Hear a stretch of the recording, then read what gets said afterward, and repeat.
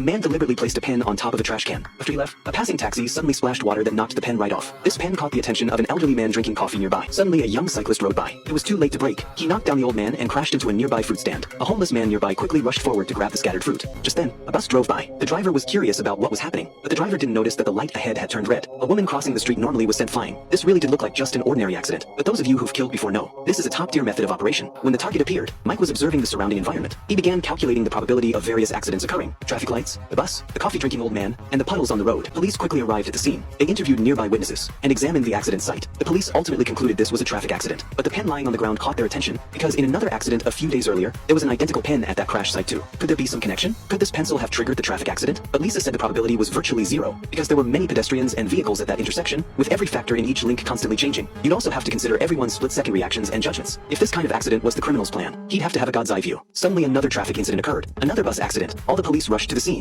but this time there were no fatalities. Police questioned all the passengers, and no one had seen any pen appear. Maybe the cops' imaginations were running too wild. Traffic accidents happen all the time in the city, but suddenly that familiar pen slowly rolled out from under a car again. Lisa realized this was deliberate. She suspected the killer's plan wasn't finished yet, since no body was found at the scene. Lisa suddenly noticed a man on the bridge acting very strange. He was staring intently ahead. Lisa followed his gaze in that direction. He's still here!